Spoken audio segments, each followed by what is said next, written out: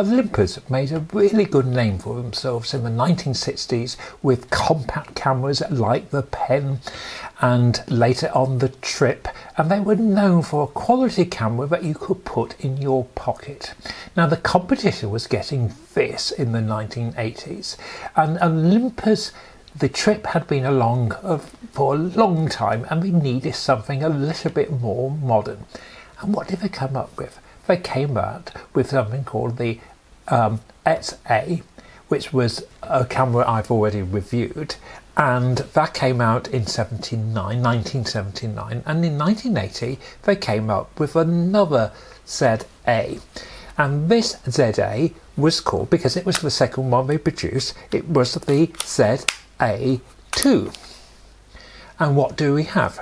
We have something that at the time was thought to be very modern. I remember being quite jealous of my sister who bought one of these, because what we have is a camera with a camshell cover, so you could pop this in your bag. You didn't have to put it in a case. You could put it in a case, obviously, but you had protection for the lens there, and when you took the protection off, you then had a nice 35mm lens, so it was a slightly wide angle lens, so it's great for parties and for travelling and for street photography. And the focusing came a little bit from the Trip, in that the Trip has zone focusing, and here we have zone focusing. We have a mountain, we have a group, and we have a closer group or headshots. So you've only got 3 zones, but that is very straightforward. We have a nice little battery test on the bottom. We also have a self timer. It takes the very regular AG battery here. It's a manual wind-on. What I don't like is this shutter button. They can be a bit temperamental. To load the film, we simply open the camera. Let's open the camera here. I have one which I've just finished and I want to develop. We'll load the film from here to here.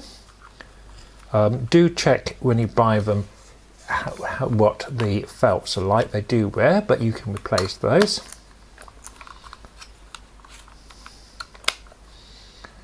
And that is basically it.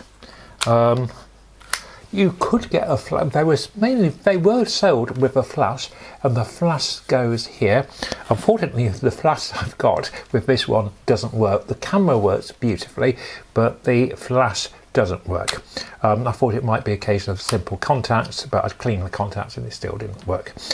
So, as I said, it was sold as one of the smallest cameras. There was the Rolly out there at the same time, but this camera definitely had a place for being one of the smallest compacts on the market. Let's see how I got on when I took it out and used it. It wasn't the brightest of days when I took these photographs of Shaftesbury in North Dorset. This is an iconic view which was used in a very famous bread commercial in about 1974, directed by Ridley Scott, and although the scene is Dorset, the advert was set in Yorkshire. As I said, not the best of days. I think this was early May, late April. However, the camera is coping with the weather conditions well. I mean, it's dark, it must be on about 5.6. But this little Zuiko lens is super.